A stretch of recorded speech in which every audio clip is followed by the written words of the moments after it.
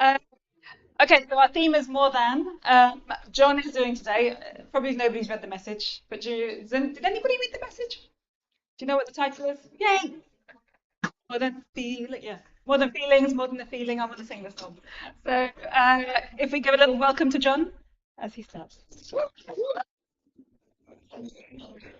Thank you. Right. So, as Iman said, we're carrying on the topic of more than a feeling, or living feeling, and more than a feeling, love in action. And before we start, I want to let you know that it's a challenging topic because we talk a lot about love in our sermons and talks, but focusing on the fact that love is more than a feeling, um, is probably something relatively new. Right. So what I'm going to do today is I'm going to tell you about two stories, and then I'll tell you about a book that I really would like you to have a look at. Maybe not read it fully, but just maybe cast them out. It's a really nice book. Two stories and a book. Read. Yeah, it's a really short book. It's fun. I liked it. I'll tell you more about it. Cool.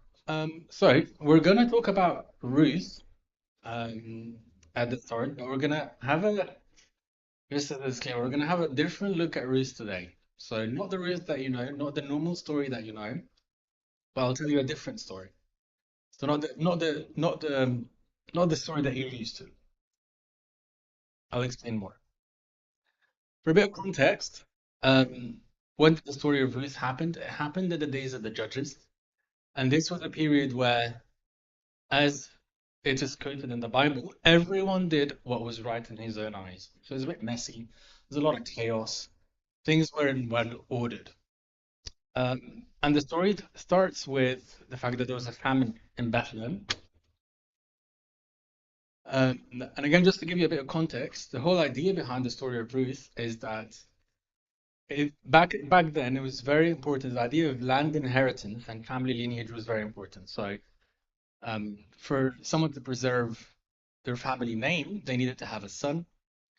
And for women, it was really important for them to have a husband and then have a lineage because everyone was hoping for, the Messiah to come from their lineage. What happened to Ruth in the main story is that she lost her husband. Um, Naomi was going back to Ruth wasn't an Israelite; she was a Moabite, and Naomi was going back to her land, and Ruth had a choice of either following her or going back to Moab. And also, just to give you a bit of context, if some of you don't know, the Moabites are actually the descendants of Lot's daughter. So, descendants of Lot's. So, if you remember the story, Lot's daughters became pregnant by their father. There was a whole story about how they thought that they were the last people on earth, and they slept with their father so that they continue reproduction. Right. This is the story of Ruth. Again, this is not the real story of Ruth. It is not from the Bible, but we're just reflecting on what the normal character of a Moabite woman would have been like if Ruth hadn't followed the God of Israel. All right. So I'd like one of you to read it. Who's going to volunteer? Quick read. Moses, okay? At this, they wept aloud again. Then Orpah kissed her mother-in-law goodbye, but Ruth clung to her. Look, said Naomi, your sister-in-law is going back to her people and her gods. Go back with her. Through tears, Ruth replied, you know how deeply I love you. You've been more than a mother to me. Everything I am has been shaped by your kindness. I will always love you, and you will always be in my heart. It's time for me to return home to rebuild and to begin again. Then Ruth turned back toward Moab, while Naomi walked on alone toward Bethlehem. Good. Thank you. So, for those of you who know the actual story of Ruth, something's wrong, right? What's different? Anyone? Yeah, Ruth never abandoned her. Yeah. Yeah.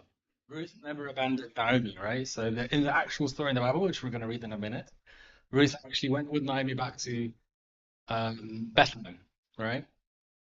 Cool. But we're going to take a minute to reflect on this story. I'm going to read the passage, the bit that's been changed to you. Through tears, Ruth replied, "You know how deeply I love you. You've been more than a mother to me. Everything I am has been shaped by your kindness. I will always love you, and you will always be in my heart. It's time for me to return home to rebuild and to begin again." This section is different. But thinking about this section, thinking about what Ruth said, what do you think? Is there anything wrong? Is there anything that you would judge Ruth about? You'd think, oh no, Ruth shouldn't have done this. She shouldn't have said that. No? Is there any, what do you think when you read what Ruth said? How do you feel? Is this someone that is actually showing love? Raise your hand if you feel like Ruth is showing love when she through her words and action. No? So raise your hand if you don't think Ruth is showing love. Right. I'll tell you what I think. I think reading through this passage or this fake speech from Ruth, I don't think there's anything wrong. She's showing love. She's really appreciative of the time that she spent with Naomi. She's being really thankful and she's being really logical, right? Naomi's going back to her land. She's not even an Israelite. She's going to go back to her people and return and rebuild her home. I think that's very fair, right? Good. We're going to now read the actual passage from the Bible. And we're going to try and find what the difference is. Right, the actual story of Ruth. Anyone willing to read this one?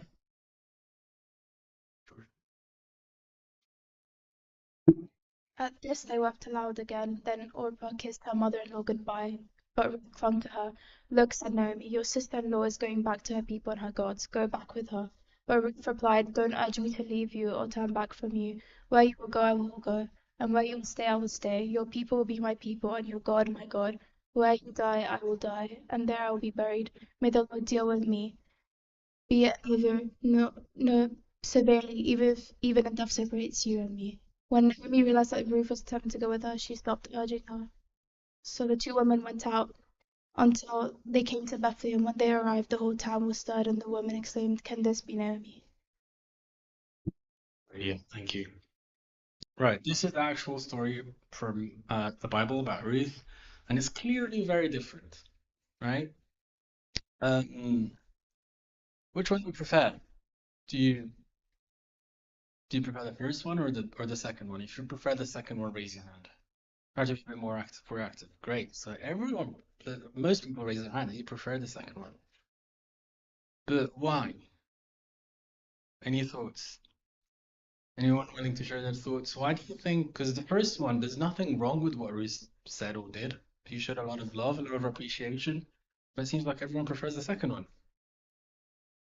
I think the first one was a lot of loving words, but not a lot of actions. I mean, the second one had a lot of loving words, but also had actions. But Yeah, so more actions than words. That's definitely one difference. There's an aspect of self-denial, as in to say in the first one, it's more let me go back to my land, but here it's like, even though there's a part of you that might want to go back and follow your own self-interest, it's not the same as that. Yeah, I think that's also very important. So, self-denial or sacrifice, actions. Hello. okay. The second one I felt also she wanted to be one with her, like my God is your God, I will die where you will die. So this is like an extreme version of love, I think. Yeah, I love that. And what did it mean to be one with her? I think I'll add this bit. It meant that the Moabite woman, Ruth, chose to have the God of Naomi, our God. Okay. Anyone else want to add anything? Yeah, I think these are the main points, to be honest. The difference is in this version of the story, or the real version of the story, Ruth showed action, initiative. It wasn't just words. There was an element of self-denial and sacrifice. She was gonna do something that is very inconvenient for her. It was gonna be a big loss for her to leave her people. It was very likely that, at least at the time, it was very unlikely for Ruth to have a husband, which, as we said, was very important at the time. So it was really negative. And I think most of all, one more thing to add is it didn't make sense, right? The first one really made sense. That was, if you go back to the first story, or the first version, that all really just makes sense in an earthly and a worldly, from an earthly and a worldly perspective, it makes sense. Ruth was very thankful. She's gonna get Naomi go back, and she's gonna carry on with her life. That's right. The second version doesn't really make sense from an earthly or a worldly perspective. Why are you gonna leave everything and just stick to this old lady? And your life is not gonna be the same. All right. Anyone knows? I don't have it on the slide, but anyone knows what happened for the rest of the story? Just very briefly, what happened to Ruth? Any volunteers?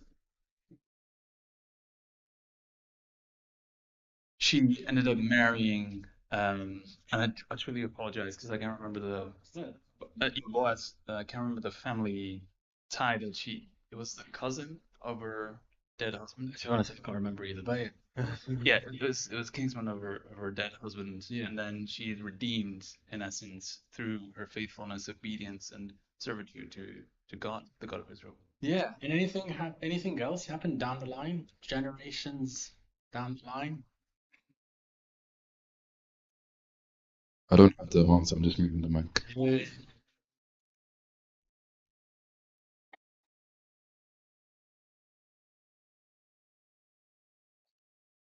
Jesus was born from the seed of Ruth. Jesus was born from the seed of Ruth, from the lineage of Ruth. So had Ruth left Naomi and told her how much she loved her, and hugged her goodbye, and they probably would have departed on good terms. Jesus would not have come from her lineage, which was the biggest honor and what everyone was aiming for at the time. So we're gonna have a kind of a thing and a comparison between the two stories. Ruth, I call her Ruth the Moabite because this is what a Moabite woman would have behaved if Ruth had stuck to her roots and stuck to her habits and traditions. She loved Naomi deeply, and Ruth, the Bible Ruth, also loved Naomi deeply. There's no doubt about that. They both loved Naomi. But the difference comes in after that. Ruth the Moabite, her love stayed in words and feelings, as we said. So there wasn't really any sacrificial action from her side. Ruth, that we know from our Bible, moved one step further into action and obedience. It's a very strong statement when you say, where you will go, I will go. Again, they're becoming one. There's this sort of really a different kind of love. And again, Ruth the Moabite made a very logical decision. And I think if I personally, and for many of us, if we want to come with something out of this talk, that's what we do a lot of the time. We think logically, even with our love and our emotions. But Ruth, Bible Ruth, had a decision of faith. It didn't make sense at the time, but she explained a type of love, and we're going to talk about types of love in a minute. That basically meant that she will do something that doesn't make sense, but she'll do it out of obedience and out of love and out of faith. Ruth the Moabite, love didn't cost her anything. There wasn't any sacrifice. But our Ruth, love cost her something. She left her people. She didn't know what will happen. She had no idea that eventually God will be part of her. Christ will come from her lineage.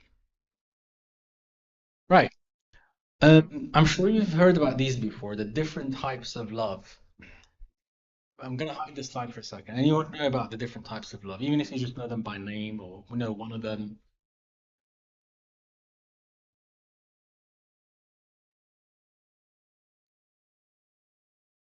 What I'm aware, in Greek, they actually have, I think, 7 versions of love.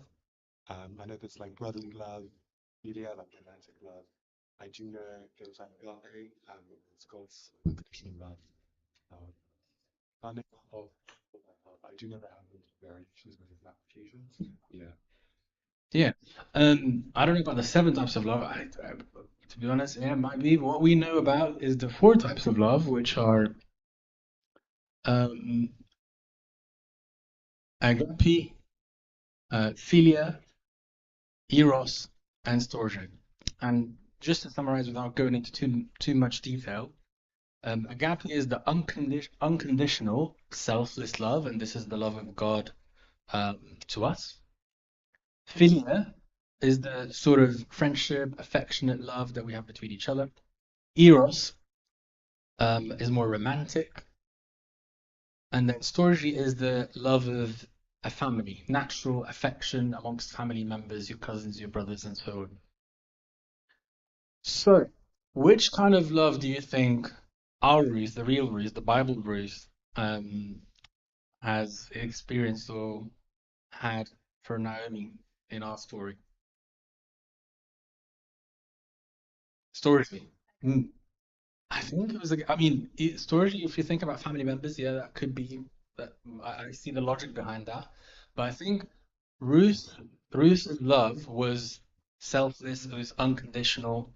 It didn't make sense. Good. That's story one. And I'm just going to summarize the points that we talked about already, things that you guys mentioned. Christian love is not just an emotion. There is more of devotion. Okay. It costs something. There is an element of sacrifice, which we learn from that story. And it can only happen through faith. Logic and our earthly way of reasoning would not get you there. Good. That's story one, part one and three. We're going to talk about another story now, and that's the story of Samson. And again, I'll just give you a bit of quick context. At the time of Samson, Israel has been delivered in the hands of the Philistines because they did evil in the eyes of God. So the Philistines were sort of invading Israel, in our the term that we use. Samson was what we call a Nazarite, and a Nazarite was someone who was set apart for God. You can read Numbers 6, verse 1 to 4, if you have the time, but it speaks about what a Nazarite is and what the rules that they need to obey, and they have to be set apart from the day they were born.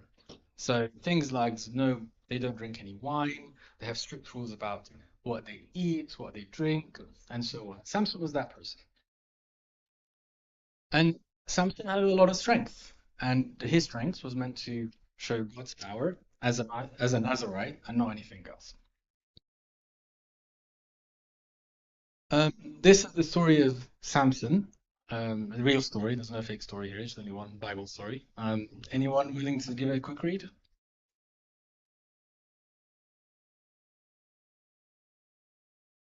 Then she said to him, "How can you say I love you when you won't confide in me?" So he told her everything. No razor had ever been used on my head. If my head was shaved, my strength would leave me. After putting him to sleep, she caught someone to shave his 7 braids, and his strength left him. The Philistines seized him, gouged out his eyes, and took him to Gaza, binding him in bronze shackles.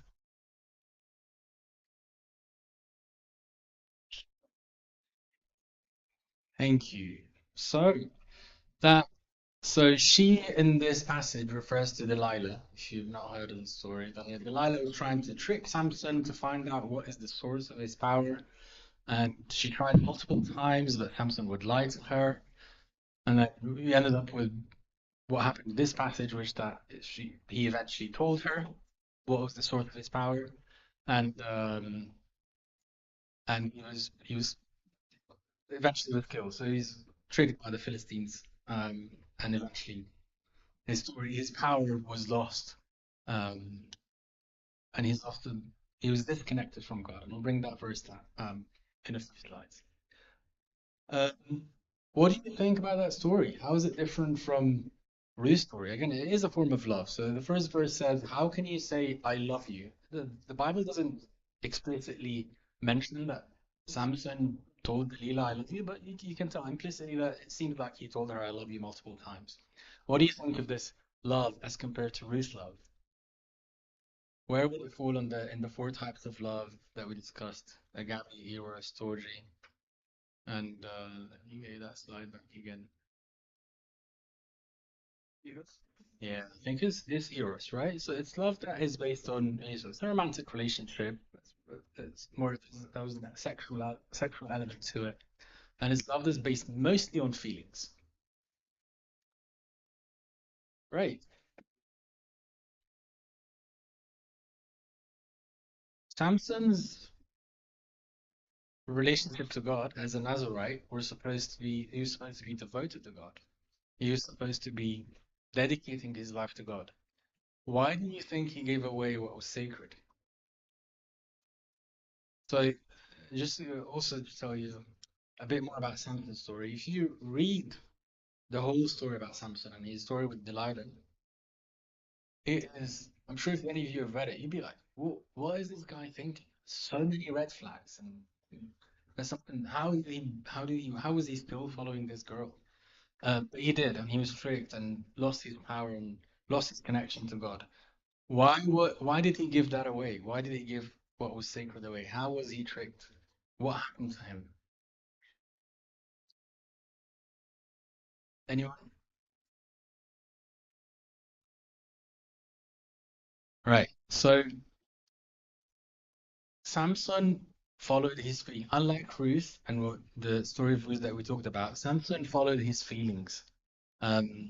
He followed his emotions and there wasn't any element to this relationship that was about God. I'm gonna show you a verse about Samson, and I'll explain how it's related. Then she called Samson, the Philistines are upon you. He awoke from his sleep and thought, I'll go out as before and shake myself free. But he did not know that the Lord had left him. And that's a very important part. In Samson's story, the Lord has abandoned him. And this is why his love was sort of empty love, no feelings. Good. And we're just going to go through again a comparison between Ruth and Samson. Ruth's love, as we said, was expressed through action. She did something. She offered true love to Naomi. Samson's love was emotional, was trapped in pleasure and desire. And the other thing to think about, through Ruth's love to Naomi, her love to God increased. Through Samson's love to Delilah, his love to God disappeared. And that's often a good guide on what is a good love and a bad love, or a good emotion that we have towards someone or not. Ruth said, where you go, I will go. So she was gonna love that moves, love that takes action. Samson said, I love you, but they didn't really do anything. Ruth's love was rooted in God. It was love that, again, increased and strengthened her relationship with God. Samson's love was rooted in desire. Again, if you read the story, the full story of Samson, there's a big sexual element to his love to Delilah. Ruth's love would love that protects and redeems, but Samson's love would love that exposes and destroys.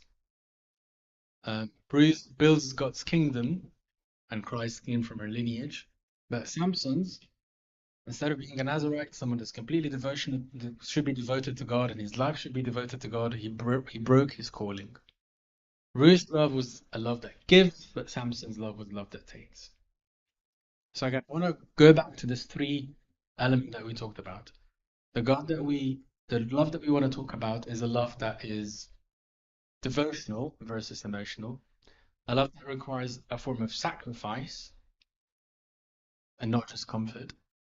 And for us to be able to reach that level of love, the only way to do it, as we mentioned, the idea of earthly reasoning and worldly logic is not going to be enough. We have to be living fully in God. Again, this is another verse about Samson. His father and mother replied, isn't there an acceptable woman among your relatives or among all you people?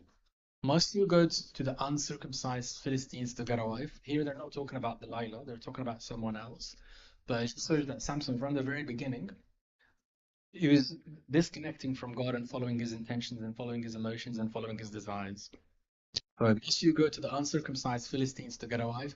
But Samson said to his father, get her for me.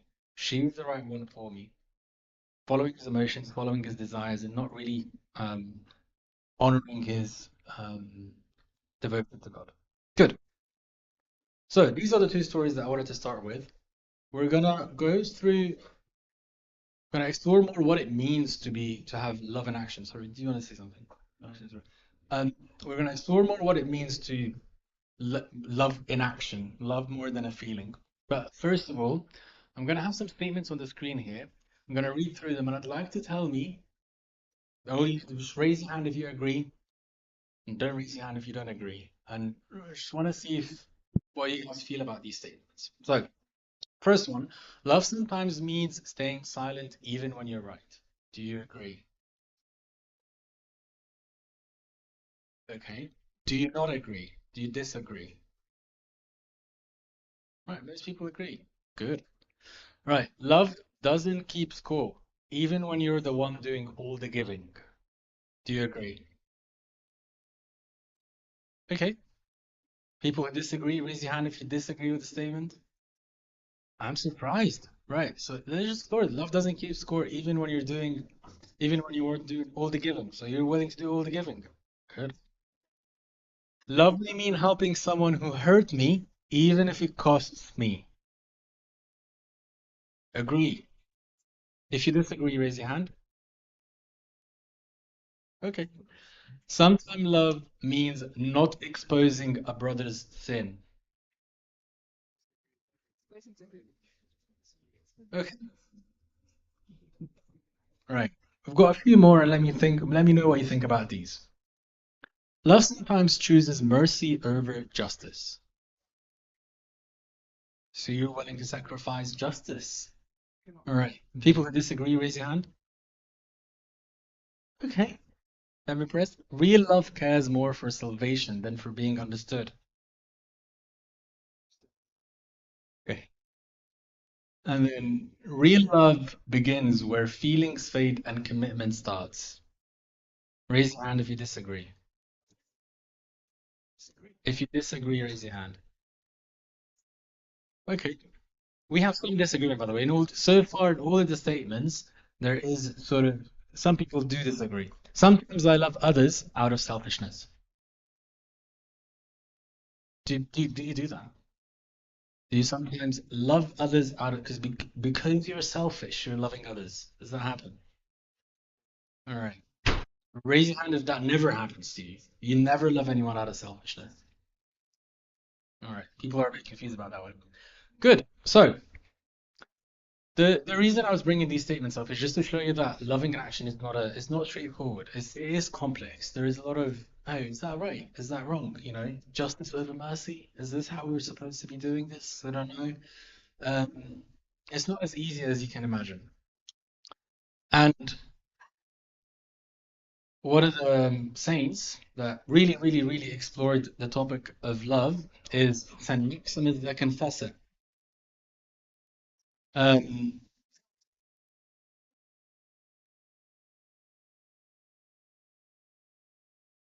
defenders of the Christ two natures before the Third Council of Constantinople. And he's written a book called 4 Centuries on Love. Go on, you want to say something? Sorry. The, the Council of Constantinople, the fourth, that's just not a council that we recognize. That's the reason why guys go back a little bit. If you, No, sorry. Okay. We're not talking about the council. We're talking just about his book. His book that he's written, and I'll show you some of the quotes. You really like them. 4 Centuries of Love is 400 texts on the love. And basically, I read through the book and I gathered for you 5 main topics that I'd like to just highlight today as part of our talk. And we'll read through some of the talks, we'll read through some of his quotes, and then we'll read through some stories in the life of Jesus where we can see these characters. So one is giving. The state of love may be recognized in the giving of money, and still more in the giving of spiritual counsel and in looking after people in their physical needs. So if we want to think about love as action rather than feeling, this is one of the things that, trying to think about what actions can we do. Giving is one of them. And I'm mentioning some of the examples where we saw Jesus giving or in his life on earth. The Son of Man came not to be served, but to serve, and to give his life as a ransom to many. Jesus, in many of the stories in the Bible, fed the hungry, We know he multiplied loaves and fish, healed freely, a lot of blind and crippled, and you know the story of washing his disciples' feet. The second example is forgiveness. And again, these are 400 sayings. This is one of the sayings, saying number 53. If you wish not to fall away from the love of God, do not let your brother go to bed feeling irritated with you. Reconcile yourself and offer to Christ your gift of love and prayer. We can see that in the life of Christ. Father, forgive them, for they know not what they do. We know the story of the forgiveness of the adulterous woman, the story of Zacchaeus and how Jesus invited him to have dinner with him, and many sinners joined them. And forgive the 70 times 7. I'm going to read you through this verse. Then Peter came to Jesus and asked, Lord, how many times shall I forgive my brothers and sisters who sins against me? And Jesus said, up to 7 times. I tell you, not 7 times, but 77 times. Do good to your enemies, love your enemies, do good to those who hate you. He commanded this to free you from hatred and anger and make you worthy of perfect love. You cannot attain such love without imitating God, who loves us all equally. Again, examples from Jesus' life. Love your enemies, do good to those who hate you. In Jesus' life, he healed Malachus' ear. This is when the soldiers came to get Jesus in after the Gethsemane, Jesus answered, "No more of this," and he touched the man's ear and healed him. Again, he ate with sinners and outcasts. While Jesus was having dinner at Matthew's house, many tax collectors and sinners came and ate with him and his disciples. And there was a promise to the paradise to the thief on the cross. Jesus answered him, I'm reading one of the verses, I truly tell you, today you will be with me in paradise. 4. Master your emotions. The foolish man under attack from passion is driven by anger or desires. And I believe these are two of the main emotions that would affect your love. The intelligent man cuts off the source of irritation and checks every unruly impulse.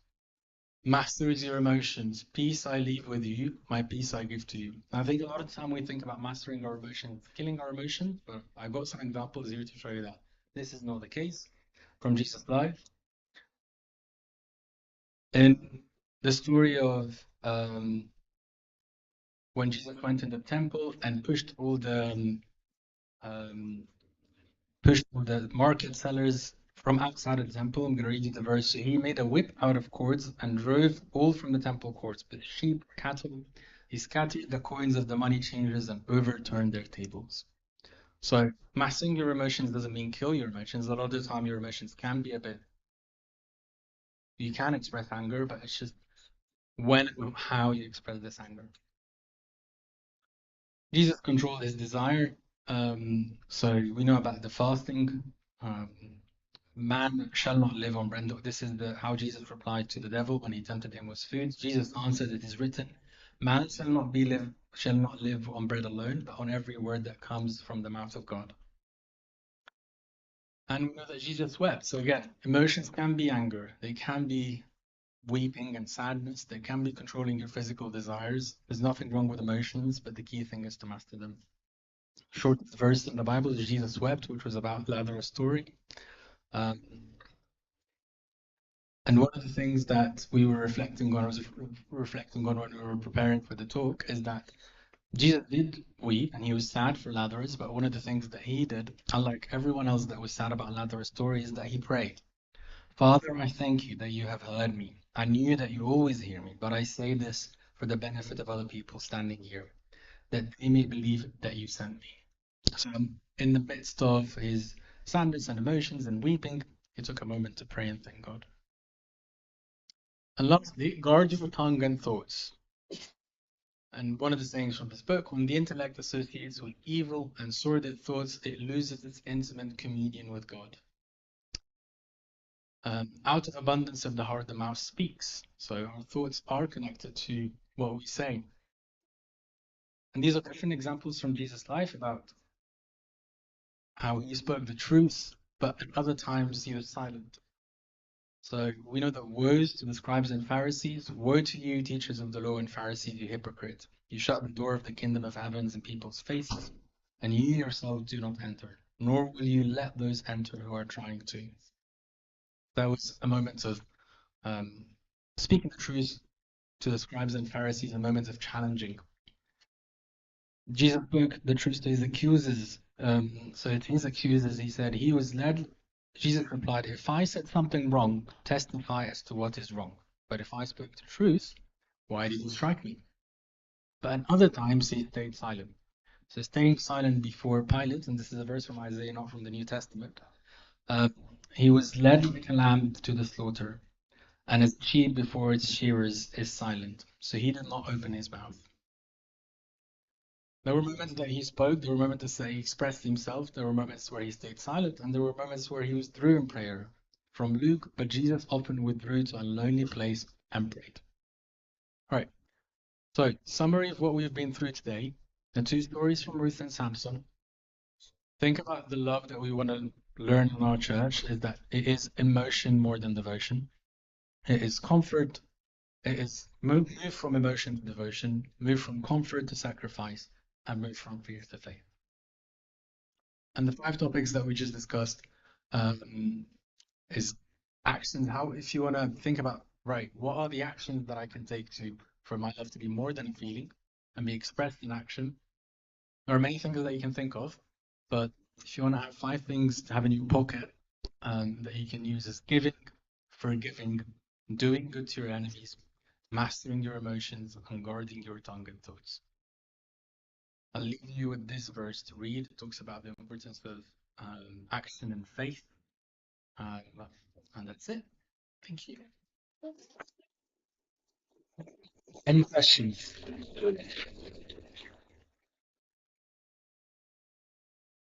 Do we have the mic somewhere?